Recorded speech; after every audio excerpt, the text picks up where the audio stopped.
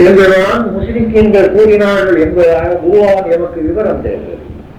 இப்படி கூறியவர்கள் சிறுக்குரியவர்கள் என்பதை அல்லாஹ் குர்ஆன் மூலம் எமக்கு விளக்கம் தருகிறார். ஆகவே இக்கொள்கையை வெளிநோக்காக பார்க்கும்போது வகுப்புக்கு சரிபோல, அதாவது பேத புத்திக்கு சரிபோல தென்பட்டால் பகுத்தறிவிடத்தில் இக்கொள்கை குர்ஆனுக்கும் இறைவனுடைய அறிவித்தலுக்கும் முற்றும் முரணானதே ஆகும். குர்ஆனுக்கு மாறான ஒரு கொள்கையை ஆராயாமல் நாம் பின்பற்றுவது அறிவுடைமை ஆகாது. இக்கொள்கை விளக்கமும் ஆராயில்லாத, குர்ஆனை உண்மையாய் ஏற்றுக்கொள்ளாத வகுமுடைய பேதபுத்துடைய விளக்கமாகவே தென்படுகிறது. மூன்றாவதாக, உலமாக்களில் இன்னும் ஒரு கூட்டத்தார் எந்த காரியத்திலும் அல்லாஹ் அல்லாததை அல்லாஹ்வுடன் கூட்டாக்காமல் இருப்பதே தௌஹீது என்கிறார்கள். இவர்களுடைய விளக்கத்தை நுட்பமாக ஆராய்ந்தால் இதுவும் தவறான விளக்கமே என்பது தென்படுகிறது. அதாவது இவர்கள் கூறுவது போல அல்லாஹ் அல்லாததை அல்லாஹ்வுடன் கூட்டாக்காமல் இருப்பதே தௌஹீது என்பது உண்மையானால் இந்த தௌஹீது இவர்கள் கூறுகிற மூமின்களிடம் காணப்படவே இல்லை. எப்படி என்றால், இவர்களுடைய கொள்கைப்படி உள்ள மூமின்கள் சர்வ பிரபஞ்சங்களை, அவற்றில் உள்ள சர்வ சிருஷ்டிகளை அல்லாஹ் அல்லாத பிரத்யேகமான வேறான மௌஜூது என்று நம்பியிருக்கிறார்கள். ஆகவே இவர்கள் கூறுகிற மூமின்கள் சர்வ பிரபஞ்சங்கள், அதாவது அல்லாஹ் அல்லாதவைகளும் உண்டு என்று நம்புகிற கருத்துப்படி அல்லாஹ்வுக்கு இணையாக்குகிறார்கள். அல்லாஹ்வோடு அல்லாஹ் அல்லாத வேறு மூலப்பொருட்களும் உண்டு என்று ஆகிவிடுகிறது. இவர்களில் இன்னும் ஒரு வகுப்பார் அல்லாஹ்வுடைய உஜூதை உண்மையான உஜூது என்றும் பிரபஞ்சங்களின் உஜூதை தற்காலிக உஜூது என்றும் கூறுகிறார்கள். இவர்களுடைய விவரத்தை ஆராய்வுப்படுத்தால் வெளிநோக்காக பார்க்கும்போது சரிபோல தென்பட்டாலும் உஜூதில் இணையாற்றல், சிறுக்கு வைத்தல் என்ற குற்றம் நீங்கவே முடியாது. ஆகவே இந்த கூட்டத்தாரின் விளக்கத்தையும் ஏற்றுக்கொள்ளவே முடியாது. அது தவிர இக்கொள்கை மூலம் மனிதன் தன்னுடைய பூரணத்தன்மையை பெறவும் முடியாது. இதை இன்னும் கொஞ்சம் பின்னால நாம் விளக்குவோம். மேலே நாம் விவரித்து காட்டிய இந்த 3 விதமான அபிப்பிராயங்களும் தான் தௌஹீது சம்பந்தமாய் எம் நாட்டில் உள்ள பெரும்பாலான மக்கள், உலமாக்கள், பொதுமக்களிடத்தில் எல்லாம் உண்மை என்று பரம்பரையாக ஏற்றுக்கொள்ளப்பட்டிருப்பதாகும். இதே போல ஒவ்வொரு வகுப்பாரும் அவரவருடைய நம்பிக்கையின் விளக்கமுமே சரியானது என்றும் கூறி அவரவர் அறிவுக்கேற்றபடி விவாதித்து வெற்றி தோல்வியை கணிக்க முற்பட்டாலும் இவ்விவாதங்கள் எல்லாம் குர்ஆன் ஹதீஸ்களுக்கும் பகுத்தறிவுக்கும் அனுபவத்திற்கும் முரணாகவே இருக்கின்றன. ஆகவே வீண் விவாதங்களில் மூழ்கி வெற்றி தோல்வியை கணிக்க முற்படாமல் எம்முடைய இமாமும் நீதிபதியுமான குர்ஆனை கொண்டு சாட்சிகளான ஹதீஸ் பகுத்தறிவு ஒளிமாக்களின் வாக்குகளை கொண்டு உண்மையை நாம் கண்டறிய வேண்டும்.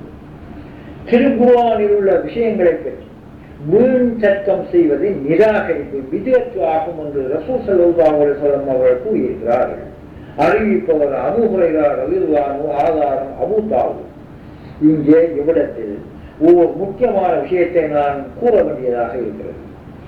நாம் சிறுக்குடைய விவரத்திலும் தௌஹீதுடைய விஷயத்திலும் விளக்கியுள்ள விவரங்களை முறைப்படி புரிந்து கொள்ளாமல் முஸ்லிம்கள் மூமின்களாகிய பெரும்பாலான மக்களை வெளிப்படையாக அல்லது சூசகமாக முஸ்லிக்குகள் காபிர்கள் என்று கூறுவதாகவோ எழுதுவதாகவோ விளங்கிக் கொண்டு என்னை நீங்கள் குறை கூற வேண்டாம். ஏனென்றால் எவர் எக்காரணத்தை கொண்டேனும் லா இலாஹ இல்லல்லாஹ் முஹம்மது ரசூலுல்லாஹ் என்று கலிமாவை நாவினால் கூறியிருப்பாரேயானால் அவர் ஒரு முஸ்லிம் தான் என்பதை நான் ஒப்புக்கொண்டவனாயிருக்கிறேன். ஆனால் அவர்களுடைய விசுவாசத்தை, அவர்களுடைய அமல்களின் தன்மையை அறிவதும் கூலி கொடுப்பதும் இறைவனுடைய செயல். ஆனால் முஸ்லிம்களாய் மூமின்களாய் அனுமதிக்கப்பட்டுள்ள நாம் எமது பூரணத்தன்மையை அடைய வேண்டும் என்பதற்காக உண்மையை உணரவும் அதன்படி ஒழுகவும் வேண்டியவர்களாக இருக்கிறோம். ஆகவே எமக்கு தெரிந்த உண்மையை உங்களுக்கு எட்டி வைக்கும் நோக்கமாக இவ்விஷயங்கள் சரி பிழைகளை உங்களுடைய அறிவுக்கு தருகிறேனே அல்லாமல் எவரையும் குறை கூறுவதற்காக அல்ல என்பதை நான் முதலில் கூறி வைக்கிறேன். சகோதரர்களே, இஸ்ராக்கு என்பது சிறுக்கு என்ற சொல்லடியாக இபுஆலு என்ற ஒளி நிறையில் பிறந்த ஓர் அரபு சொல்லாகும். இதே போலத்தான் தௌஹீதி என்பது தபியீருன் என்ற சொல்லடியாக பிறந்த தபியீருன் இபுஆலும் என்ற ஒளி அளவைகளால் நிறுத்தெடுக்கப்பட்ட பிற வினை பெயர் சொல்லாகும். அதாவது சாதாரண மனிதனுடைய வகுமு என்ற பேத புத்தியில் பலவாயும் பல தத்துவங்களாயும் காண்பதை பகுத்தறிவை கொண்டு ஒன்றாய் ஒரே தத்துவமாய் காண்பதே தௌஹீது என்ற அரபு சொல்லின் உண்மையான ஹக்கான கருத்தாகும். இதைத்தான் ஒருமைப்படுத்தல் ஏகமாக்கல் என்று கூறப்படுகிறது. இதை தவிர தெய்வம் பல அல்ல ஒன்றுதான் என்று கொள்வதே தௌஹீது ஒருமைப்படுத்தல் ஏகமாக்கல் என்பது கருத்தல்ல. ஆனால் பல தெய்வங்கள் அல்ல ஒரே தெய்வம் தான் என்று ஏற்பதே தௌஹீது என்று அறியாத மக்களால் நாம் சிறுபிராயத்தில் இருந்தே அறிவிக்கப்பட்டிருக்கிறோம். இக்கருத்து குர்ஆனுக்கு மாறானது என்று நான் முன்பு கூறி விளக்கியிருக்கிறேன். தௌஹீது என்ற அரபு சொல்லுக்கு நேர் பொருத்தமான தமிழ் சொற்கள் அத்துவைதம் அல்லது ஏகத்துவம் என்பவைதான். ஏகத்துவம் என்றால் ஏகமாய் உள்ளது ஒரே தத்துவம் தான் என்பதே கருத்தாகும். ஏக சக தத்துவம் ஏகத்துவம். அத்துவைதம் அத்துவிதம் என்றால் இரண்டல்ல ஒன்றுதான் என்பதே அதன் கருத்து. அதாவது துவிதம் என்றால் இரண்டு என்பது பொருள். அத்துவிதம் என்றால் இரண்டல்ல ஒன்றே என்பதுதான் அதன் சாரம். சக துவிதம் அத்துவிதம் அல்லது அத்துவைதம். சரியான ஆராயில்லாத ஒரு சில அறிஞர்கள், அதிலும் தமிழ் பாஷையின் சரியான வரை விளக்கணங்கள் தெரியாத ஒரு சிலர் அத்துவைதம் இந்துக்களின் கொள்கை என்றும் தௌஹீது என்பதே முஸ்லிம்களின் கொள்கை என்றும் பாமர மக்களை ஏமாற்றுகிறார்கள்.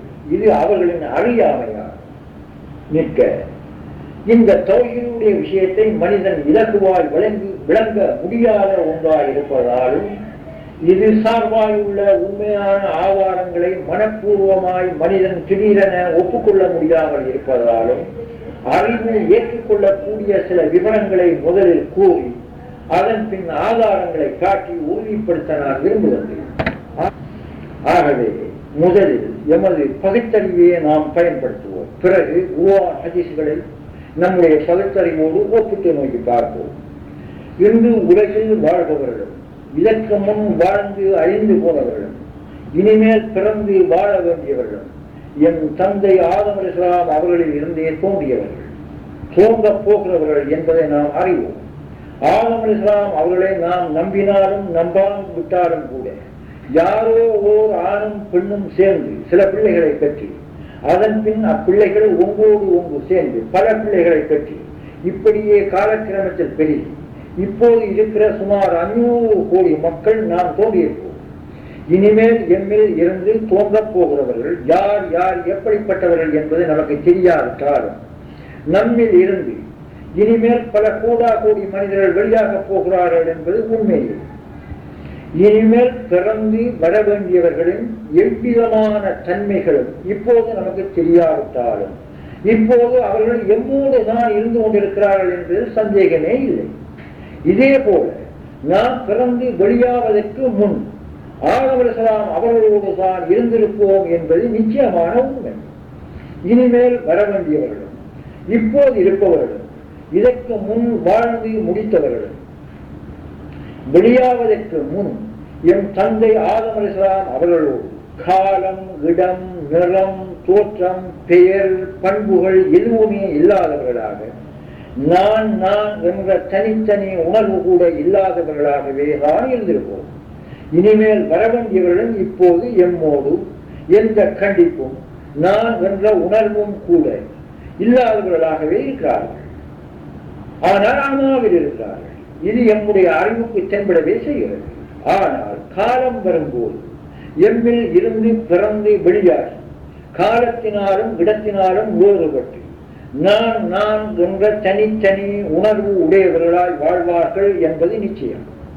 அப்படியானால் இனிமேல் வர வேண்டிய ஒவ்வொருவரும் உணர்கிற நான் நான் என்னும் தனித்தனி உணர்வு இப்போது நம்மோடு நாம் உணர்கிற உணர்வாகத்தான் இருந்திருக்க வேண்டும். இதுபோல இப்போது இருக்கிற, இதற்கு முன் சென்று போன, இனிமேல் வரப்போகிற அத்தனை பேருடைய நான் நான் என்று உணர்ந்த தனித்தனி உணர்வுகள், உணர்கிற தனித்தனி உணர்வுகள் எல்லாம் ஒன்றாய் ஓர் உணர்வாய் ஆரம்பத்தில் இருந்த ஆதி மனிதனுடைய உணர்வாகத்தானே அப்போது இருந்திருக்க வேண்டும்.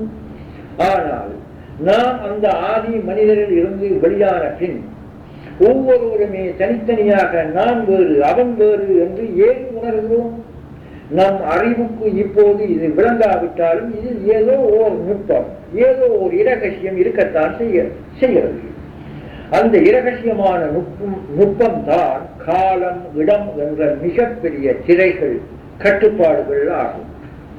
நாம் ஆதி மனிதரில் மறைந்தவர்களாய், கட்டுப்பாடற்றவர்களாய் காலம் இடம் என்ற திரைகளில் சிக்குண்ணாமல் இருந்த போது ஆதி மனிதனோடு வேறுபாடே இல்லாத ஆதி மனிதனாகவே தான் இருந்திருப்போம். காலத்தினாலும் இடத்தினாலும் வேறுபட்டு நாம் வெளியான பிறகு ஆதி மனிதர் பல ஆயிரம் வருடங்களுக்கு முந்தியவர் என்றும் நாம் பிந்தியவர்கள் என்றும் கூறுகிறோம், உணர்கிறோம். ஆதி மனிதர் சுவர்க்கத்தில் வாழ்ந்தவர், நாம் உலகில் வாழ்கிறோம் என்கிறோம்.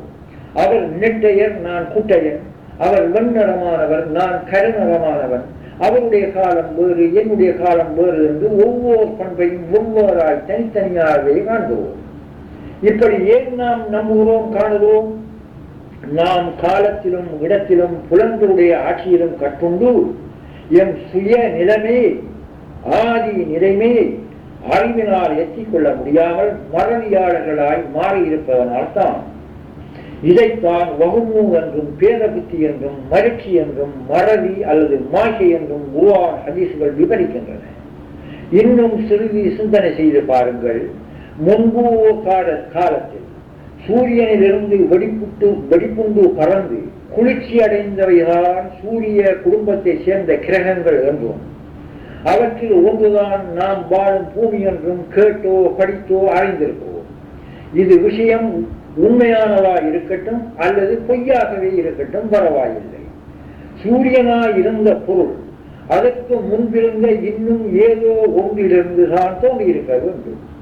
இதே போல சிந்தனை செய்தால் ஓர் புகை நட்சத்திரம் ஆதியிலிருந்து வெடிப்புண்டு பறந்ததால் தான் சர்வ கிரகங்களும் தோன்றியிருக்கின்றன என்றும் புகை நட்சத்திரத்தின் ஆரம்ப நிலை தெரியாது என்றும் விஞ்ஞானம் அனுமானித்து தீர்ப்பு கட்டியிருக்கிறது.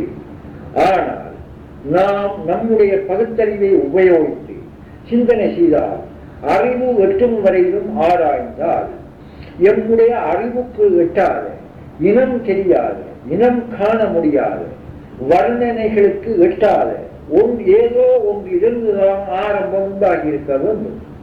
அந்த ஆரம்ப பொருளில் இருந்துதான் இதற்கு முன் அழிந்தவையும் இப்போது இருப்பவையும் தோன்றி இருக்க வேண்டும். அந்த ஆரம்ப பொருள் மனித அறிவுக்கு எட்டாத, இனம் தெரியாத அந்த பொருள் ஒன்றாகத்தான் இருந்திருக்க வேண்டும். அதை அன்றி வேறு எதுவும் அதனுடன் இல்லாத தனிப்பொருளாகவே இருந்திருக்க வேண்டும். இதை நாம் விளங்கிக் கொள்வதற்காக பொருள் என்றே கூறிக்கொள்வோம். மேலும் அந்த இனம் தெரியாத ஆதிப்பொருள் ஒன்று மட்டுமல்லாமல் எதன் தேவையும் அற்றதாய் உண்டானது, உண்டாயிருப்பது, உண்டாக வேண்டியது அத்தனையையும் தன்னுள் அமைத்துக் கொண்ட பூரணமுடையதாகவே இருந்திருக்க வேண்டும். அப்படியானால் இப்போது உள்ள யாரும் நல்லவை கெட்டவை எவையால் இருப்பினும் அந்த இனம் தெரியாத மூலப்பொருளில் இருந்துதான் வெளிப்பட்டவையாயிருந்திருக்க வேண்டும். அதாவது இப்போதுள்ள நல்லவர்கள் கெட்டவர்கள் யாவரும் ஆதி மனிதரில் ஆதி மனிதராகவே இருந்தது போல இந்த இனம் தெரியாத ஆதி பொருளின் ஆரம்ப நிலையில் வெளியாக வேண்டிய அத்தனையும் மூடுதலாய் கட்டுண்டு விவரமே இல்லாமல் இருந்த சுய நிலைமையை அமா என்று கூறப்படும். இந்த இனம் தெரியாத ஆரம்ப பொருள் மனித அறிவுக்கு எட்டாததாய், இனம் காண முடியாததாய், பௌதிக சூட்சும தன்மைகளில் எதிலுமே கட்டுண்ணாததாய், நீளம், அகலம், கணம், நிறம், தோற்றம், பெயர், பண்பு எதிலுமே சிக்குண்ணாததாய், இடம் காலங்களுக்கு அப்பாற்பட்டதாய், நாம் கூறிய எல்லா தன்மைகளையும் தன்னுள் பொதிந்து கொண்டதாய் தான் இருந்திருக்க வேண்டும். ஏனென்றால் மனித அறிவில் கட்டுண்ட எச்சக்கூடிய ஒன்று தேவையுடையதாய், குறைவுடையதாய், இதற்கு முன் வேறொன்றிலிருந்து வெளியானதாய் தான் இருக்கும். ஆகவே இந்த இனம் தெரியாத பொருளை நாம் விளங்கிக் கொள்வதற்காக பொருள் என்று கூறினாலும் இந்த சொல் பொருத்தமானதே அல்ல. இது மனித அறிவுக்கு எட்டாமல் வர்ணனைக்கு அப்பாற்பட்டிருப்பதால் இதை இந்துக்கள் கடவுள் என்றும் அனிர் வசனியம் என்றும் கூறுகிறார்கள். கடவுள் என்றால் உள்ளுதலை, உள்ளத்தால் சிந்திப்பதை கடந்தது என்பதே அதன் கருத்தாகும். அனிர்வசனியம் என்றால் வசனிக்க, பேச, உரையாடி விளக்க முடியாதது என்பதே அதன் கருத்தாகும். இதை முஸ்லிம்கள் தாத்து, உஜூது, ஹக்கு என்றெல்லாம் கூறுவார்கள். இச்சொற்களின் விவரம் விவரிக்கப்பட வேண்டியதாய் இருப்பதால் அவற்றை பின்னால் நாம் நோக்குவோம். இந்த விவரங்களை இந்த விவரங்களை நீங்கள் தெளிவாய் அறிய வேண்டும் என்றிருந்தால் நான் இதற்கு முன் ஒளிப்பதிவு நாடாக்களில் பேசி விளக்கம் கொடுத்திருந்த பேச்சுகளை நீங்கள் கேட்டு அறிந்தால் அதன் சரியான பூரணமான விவரங்களை நீங்கள் அறிந்து கொள்ள முடியும். நீங்கள் விரும்பினால் நம் ஊர் மக்களிடையே அந்த நாடாக்கள் இருக்கின்றன. தேவையானவற்றை வாங்கி டேப்பில் போட்டு கேட்டு விளங்கி அறிவீர்கள். ஆனால் எம்முடைய அறிவு கேட்டபடி நாம் எப்பெயரை கூறினாலும் நாம் கூறும் அந்த ஆரம்ப நிலைக்கு மர்த்தபாவுக்கு எவ்வித நாமமும் பொருந்தாது. அவ்வளவு தூய்மையானது. மனித அறிவில் இந்த நிலைமை எட்டாது என்பதற்காக இவ்விடத்தை நீங்கள் ஆராய்தல் செய்ய வேண்டாம் என்று குர்ஆன் ஹதீஸ்கள் விவரம் தருகின்றன. ஆகவே இந்த உயர்ந்த நிலைமையை நாம் தாண்டி செல்ல முடியாமல் இருப்பதால் இதன் கீழுள்ள விஷயங்களை நாம் ஆராய்வோம். இந்த கீழ் நிலைமைகள் மனித அறிவுக்கு எட்டக்கூடியவைதான். இப்போது நாம் தெரிந்து கொண்ட இனம் தெரியாத ஆரம்ப பொருள் ஒன்றாகவே அன்றி பலவாக இருந்திருக்க முடியாது. ஏனென்றால் பலவாக இருந்திருந்தால் அதற்கு முன் பலவாக இருப்பவை வேறு ஏதோ ஒன்றிலிருந்தே தோன்றியிருக்கும். மேலும் பலவாக இருந்திருந்தால் இயலாமை, அதாவது சக்தியின்மை என்ற குற்றமுடையதாகவே இருக்கும். பலவாக இருப்பவை சக்தியுடையதாக இருந்திருந்தால் ஒன்றை ஒன்று தாக்கி, அதாவது ஒன்றின் சக்தி மற்றொன்றை தாக்கி ஒன்று அழிந்தொழிய, முன்பு சக்தி உள்ளதாக இருந்த ஒன்றுதான் மிஞ்சும். அழிந்தொழிவது மூலப்பொருளாக இராது. பலவாய் இருப்பவை ஒரே வித ஒரே அளவுடையதாய் ஒரே சக்தி உடையதாய் இருந்திருந்தால் பல என்று கூறுவது பிழையாகும். இதை நுட்பமாக நீங்கள் உணர வேண்டும். ஆகவே ஆதியில் இனம் தெரியாமல் இருக்கிற பொருள் ஒன்றேதான் என்பதில் எமக்கு சந்தேகமே இல்லை. இது பகுத்தறிவின் தீர்ப்பாகும். சர்வ பிரபஞ்சங்களிலும் உள்ள சர்வ சிருஷ்டிகளையும் நாம் நோக்கும் போது அவை ஒன்றுக்கொன்று வேறுபட்டவையாய் மாறுபட்டவையாய் ஒவ்வொன்றும் தனித்தனி தன்மையுடையவையாய் எத்தனையோ இனமான வகையான பேதங்களை கொண்டவையாய் தனித்தனியாய் இருப்பதை நாம் பார்க்கிறோம்.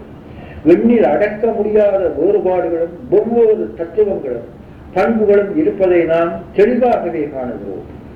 ஆனால் இல்லாத ஒன்று வரவே முடியாது. இந்த தத்துவத்தையும் நான் முன்பு பேசிய ஒளிப்பதிவு நாடாக்களில் மிக விசேஷமான விளக்கங்களுடன் விவரித்து நான் விளக்கியிருக்கிறேன். அதை நீங்கள் விரும்பினால் அந்த நாடாக்களை கேட்டே தெளிவு வருங்கள். ஆகவே இப்போது இருப்பவை இதற்கு முன் கண் செவி முதலாம் புலன்களுக்கும் அறிவுக்கும் எட்டாமல் இருந்தாலும் இருந்துதான் வெளியாகி இருக்க வேண்டும்.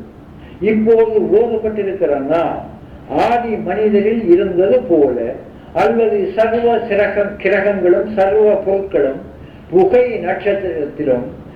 நட்சத்திரம் இனம் காண முடியாத ஆதி பொருளிலும் அமைந்து மூடுதலாய் இருந்தது போல இது போலவே கேட்கிறது. இது எமது பகுத்தறிவின் தீர்ப்பாகும். ஏனென்றால் இப்போது இருக்கிற ஒன்று நல்லதாயினும் கெட்டதானாலும் முன்பு ஏதோ நிலைமையில் இருந்துதானே இருக்க வேண்டும். ஆனால் நிறம், தோற்றம், பெயர், காலம், இடம் மற்றும் பண்புகளும் மாறுபட்டிருக்கலாம்.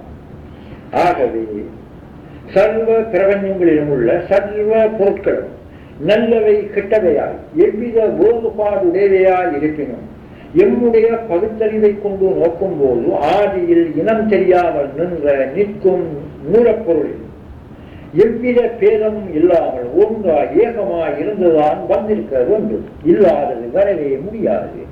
அதாவது நெட்டையன் குட்டையன், நல்லவன் கெட்டவன் என்ற வேறுபாடு எதுவுமே இல்லாமல் நாம் எல்லோரும் ஆதி மனிதரில் அமைந்திருந்தது போலவே சர்வ சிருஷ்டிகளும் சர்வ பொருட்களும் இனம் தெரியாத அந்த மூலப்பொருளில் எவ்வித வேறுபாடும் அற்ற நிலைமையில் இருந்துதான் வெளியாகி இருக்க வேண்டும். இப்போது காலம் இடமும் வேறாயிருப்பதால் ஒவ்வொரு பொருளும் நான் வேறு நீ வேறு என்று இப்போது உணர்ந்து கொண்டிருந்தாலும் காலத்தையும் இடத்தையும் நீக்கிவிட்டால் முன்பு ஆதியில் யாவும் ஒன்றாயிருந்தது உண்மைதான் என்பது தெரியத்தானே செய்யும். இது பகுத்தறிவு ஏற்றுக்கொள்ளக்கூடிய ஒரு உண்மைதானே. ஆனால் காலத்தையும் இடத்தையும் நீக்குவதும் இவ்வுண்மையை உள்ளத்தில் பதிய வைப்பதும் தான் மிக மிக கடினம். இன்ஷா அல்லாஹ் இந்த கடினமான வேலையை நாம் கையாண்டு வெற்றி காணுவோம். கவலைப்படாதீர்கள். இப்போது உள்ள ஒவ்வொரு தன்மைகளை உடைய ஒவ்வொரு பொருளும் வெளியாவதற்கு முன் இடமும் காலமும் சிருஷ்டிகளைப் போல் சிருஷ்டிக்கப்பட்டவைதானே.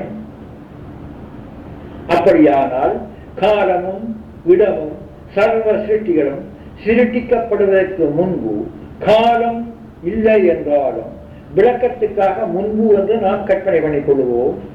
தங்களை தாங்களே அறியாதவர்களால் அந்த ஆதி பொருளோடு எவ்வித வேறுபாடும் அற்ற ஆதி பொருளாகவே ஒன்று என்ற நிலையில் தானே இருந்திருப்போம். ஆகவே அந்த ஆதியான மூலப்பொருள் காலத்தையும் இடத்தையும் சர்வ சிருஷ்டிகளையும் தன்னுள் பொதுவாய் அமைத்து பொதிந்து கொண்டாய் எதன் தேவையும் அற்றதாய் தனித்ததாய் வேறு ஓர் இடமோ காலமோ தன்னை விட வேறாக இல்லாததாய் தான் இருந்திருக்க வேண்டும்.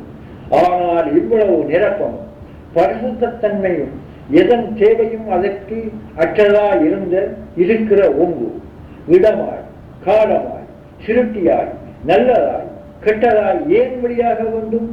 வெளியானது என்றால் முதலில் வெளியாகாமல் மறைவாய் இருந்தது என்றல்லவா முடியும் என்று எமது அறிவு கேட்கிறது. இதற்கு நாம் பொறுமையாக விடை கண்டறிய வேண்டும். இதற்குரிய விடையை நான் முன்பு பேசிக் கொடுத்திருக்கிற டேப்புகளில் மிக தெளிவாக விளக்கியிருக்கிறேன். விரும்பினால் அங்கே நீங்கள் கண்டுதறியுங்கள். இப்போ ஹதீஸை தருகிறேன், கவனியுங்கள். நாயகமே, சிருஷ்டிகளை படைப்பதற்கு முன் அல்லாஹ் எங்கிருந்தான் என்று நான் கேட்டேன். அதற்கு நபி ஸல்லல்லாஹு அலைஹி வஸல்லம் அவர்கள் அமாவில் அவனுடன் ஒன்றுமில்லாத நிலைமையில் இருந்தான். அவனுக்கு கீழே காற்றுமில்லை, மேலே காற்றுமில்லை. அன்றி அவன் தன்னுடைய அடியணையை நீரின் மீது படைத்தான் என்று கூறினார்கள். இதை அறிவிப்பவர் அபூ ரஜீனில் உகைரி ரலியல்லாஹு அன்ஹு என்பவர் ஆகும். ஆதாரம் திருமதி. இந்த ஹதீஸை நுட்பமாய் உணர வேண்டும். மேலும் மேலும் காற்றில்லை கீழும் காற்றில்லை என்று கூறப்பட்டிருப்பதால் மேற்கு என்ற இடங்கள் இருந்தன என்று வகுமுக்கு அமைவான பொருள்களை கொள்ள வேண்டாம். பொறுமை அடைய வேண்டும். இன்ஷா அல்லாஹ் நான் விவரம் பின்னால் தெரிவிக்கிறேன். அமா என்றால் அவனுடன் ஒன்றுமே இல்லை என்பது பொருளாகும் என்று அவர்கள் விளக்கம் கூறுகிறார்கள். ஆனால் ஒரு சிலர் அமா என்றால் இருள் என்றும் அறியாத நிலைமை என்றும் பலவாறாக வியாக்கியானம் தருகிறார்கள். இவ்விதமான விளக்கங்கள் மருந்த வார்த்தைகளாகவும் ஹதீஸ்கள் பகுத்தறிவுக்கு முரணாயும் இருக்கின்றன. அமாவை பற்றிய ஹதீஸ்கள் ஆயத்துக்கள் பல இருப்பினும் இந்த ஓர் ஹதீஸை மட்டுமே நாம் இவ்விடத்தில் போதுமாக்குவோம். ஏனென்றால் நேரத்தை மீதப்படுத்த வேண்டியது நமக்கு அவசியமாக இருக்கிறது. ஆகவே ஆதியில் இருந்த அந்த மூல வஸ்து ஒன்றே அன்றி பல அல்ல என்பது உங்களுடைய உள்ளத்தில் பதிய வேண்டும் என்பதற்காக நான் இன்னும் சிறிது கூற விரும்புகிறேன். ஏனென்றால் இந்த உண்மை உங்களுடைய கல்வியில் பதியாவிட்டால் தௌஹீதின் சரியான உண்மையை நீங்கள் உணர்ந்து கொள்ள மாட்டீர்கள். அது மட்டுமல்ல, குர்ஆனையும் ஒத்துக்கொள்ள மாட்டீர்கள். ஆகவே இன்னும் கொஞ்சம் செவிதாழ்த்துவீர்களாக. கிறிஸ்தவருடைய திரித்துவ கொள்கையின்படி ஸ்பிரிட், சாந்து, பரிசுத்த ஆவி என்று 3 தத்துவங்கள் இருப்பதால் தற்காலத்தில் உள்ள கிறிஸ்தவர்கள் கூறுகிறார்கள். இம்மூன்றும் தனித்தனி தத்துவங்களே என்றும் சிலர் கூறுகிறார்கள். இதே போல இந்து சமய மக்களிடம் அத்வைதம் அறியாத ஒரு சிலர் படைத்தல், அழித்தல், காத்தல் ஆகிய முத்தொழில்களையும் 3 தெய்வங்கள் செய்வதாக கூறுகிறார்கள். இவ்விவரங்களை பகுத்தறிவோடு ஆராய்ந்தால் இவையெல்லாம் மனிதனுடைய வகுமினால் அச்சத்தின் காரணமாய் உருவான தவறான நம்பிக்கைகளே என்பது தென்படுகிறது. ஏனென்றால் இந்த 3 தத்துவங்களும் அல்லது தெய்வங்களும் சக்தியின்மை, இயலாமை என்னும் குற்றத்தில் சிக்குகின்றன. எப்படி என்றால், படைப்பவருக்கு அழிக்கவும் காக்கவும் முடியாமல் இருக்கிறது, காக்கிறவருக்கு படைக்கவும் அழிக்கவும் முடியாமல் இருக்கிறது, அழிப்பவருக்கு படைக்கவும் காக்கவும் முடியாமல் இருக்கிறது. ஆகவே எல்லா வேலைகளையும் செய்ய எல்லோராலும் முடியாமல் இருக்கும் போது அவர்களை தெய்வங்களாய் அல்லது நிரப்பமான தத்துவங்களாய் எப்படி நாம் ஏற்க முடியும்? இதே விஷயத்தை இன்னொரு வகையாய் நோக்கி பாருங்கள். ஆதியில் இரு தத்துவம் அல்லது ஆதியில் இருந்தவை 2 மூலப்பொருட்கள் என்று வைத்துக் கொள்வோம். ஒன்று உண்மை அல்லது உஷ்ணம் அல்லது சூடு என்றும் மற்றொன்று குளிர் என்றும் வைத்துக் கொள்வோம். இவை ஆரம்ப பொருட்களான மூலப்பொருட்களே என்று நாம் கூறும்போது இவை சக்தியின்மை, இயலாமை என்னும் குற்றத்தில் சிக்குகின்றன. எப்படி என்றால், உஷ்ணமாயிருந்தது குளிராயும், குளிராயிருந்தது உஷ்ணமாயும் மாற முடியாதனவாய் இருக்கின்றன. சக்தியற்ற ஒன்று பூரணத்தன்மை உடையதாய் இருக்க முடியாது. உஷ்ணம் பூரணத்தன்மை உடையதாய் இருந்திருந்தால் குளிரை உஷ்ணமாக மாற்றியிருக்கும். குளிர் பூரணத்தன்மை உடையதாக இருந்தால் உஷ்ணத்தை குளிராக மாற்றியிருக்கும். ஆகவே பூர்ண தத்துவம் உடைய ஒன்றுதான் மிஞ்சுகின்ற அந்த ஒன்றுதான் ஆரம்பத்திலும் இருந்திருக்கும். அந்த ஆரம்பத்தில் இருந்த ஒன்று உஷ்ணம்தான் அல்லது குளிர்தான் என்று கூற முடியாததாயும், உஷ்ணம் குளிர் என்ற இரு தன்மைகளையும் தன்னுள் புரிந்து கொண்டதாயும், அவ்விரு தன்மைகளை விட்டும் பரிசுத்தமானதாயும் தான் இருந்திருக்கும். அது ஒரு தன்மையில் உஷ்ணம் போலும் வேறொரு தன்மையில் குளிர் போலும் தென்பட்டாலும் இரண்டல்லாத ஒன்றாகத்தானே இருக்கும். இதுபோல தற்போது பிரபஞ்சங்களும் ஒன்றுக்கு ஒன்று மாறான ஏதோ வெள்ளமாக தென்பட்டாலும் இந்த சர்வ பிரபஞ்சங்களும் அழிந்தொழிந்தால் முடிவாய் மிஞ்சுவது முதலில் இருந்த இனம் தெரியாத அந்த ஒன்றாகத்தான் இருக்க வேண்டும். ஆகவே மிஞ்சி நிற்கின்ற அந்த ஒன்றே ஒன்றுதானே ஆரம்பத்தில் இருந்திருக்கும். அப்படியானால் தோன்றி மறைகிற சர்வ பிரபஞ்சங்களான சர்வ சிருஷ்டிகளும் அந்த ஆதி பொருளை விட்டும் வேறானவையாக ஆதி பொருளை போல் நிலையான தனித்தனி உண்மை பொருட்களாக இருந்திருக்க முடியாது. ஆகவே தோன்றி மறைந்தது நல்லதே ஆயினும் கெட்டதே ஆயினும் இனம் தெரியாத அந்த மூலப்பொருள் இருந்தும் வெளியானதாகத்தான் இருக்கும். ஆனால் நாய், பன்றி, மலஜலம் போன்ற அசூசி பொருட்களும் மற்றும் எவ்வளவோ சிறப்பான நல்ல பொருட்களும் எம்முடைய அறிவுக்கு வேறு வேறானவையாய் தென்படுவதால் இந்த உண்மையை எம்முடைய உள்ளம் திடீரென ஏற்றுக்கொள்ள முடியாமல் மறுக்கிறது. அப்படி மறுக்கத்தான் செய்யும். இந்த உண்மை எம்முடைய அறிவுக்கு கசப்பாய் தென்படுவதால் இதை விளங்கி அறியவும் நாம் தண்டிப்பதில்லை. இந்த மகிழ்ச்சி எம்முடைய புலனாட்சியில் சிக்குண்ட பேத புத்தியின் விளைவே அல்லாமல் பகுத்தறிவின் வேலை அல்ல. இந்த உண்மையை தெளிவாய் விளங்கி நாம் யார் என்பதை எமக்கு உணர்த்துவதற்காக எம்முடைய வகுமை மறதியை நீக்கி காலம் இடம் என்ற திரைகளை கடந்து எம்முடைய ஆரம்ப நிலையை அடைய செய்வதற்காகத்தான் கலிமா உபதேசிக்கப்பட்டதாகும். இந்த கலிமாவின் உண்மையான விவரம்தான் தௌஹீது, ஒருமைப்படுத்தல், ஏகமாக்கல் என்பதாகும். இதை உபதேசிக்க வேண்டும் என்பதற்காகத்தான் மேதைகளான ஆசிரியர்களான ரசூல்மார்களை, நபிமார்களை இறைவன் அனுப்பினார். இன்றும் நபிமார்களை பின்பற்றிய ஒரு சில நல்லடியார்களை இறைவன் காலாகாலம் வெளியாக்கி கொண்டே இருக்கிறார்.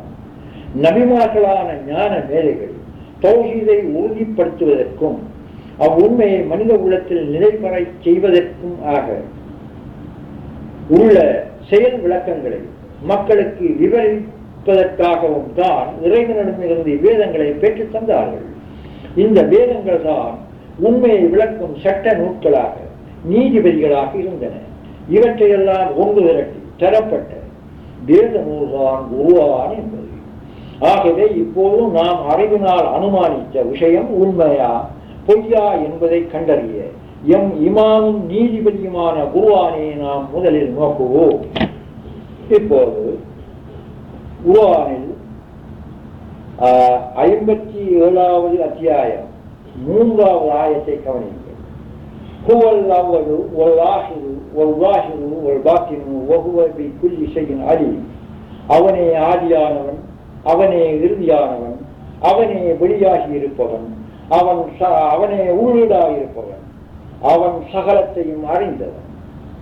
இப்போ 7வது அத்தியாயம் 85வது ஆயத்தை பாருங்கள். மாலக்கும் மின் இலாஹின் கைருஹு. அவனை தவிர உங்களுக்கு வேறு இலாஹி இல்லை. அதாவது இதன் விவரம், நீங்கள் அல்லாஹ்வை விட்டும் வேறாய் நம்புகிற இலாகுகள் தனித்தனி உண்மை பொருட்களான உஜூதுகளே அல்ல. உண்மையான இலாகு தனி உஜூதாய் உண்மை பொருளாக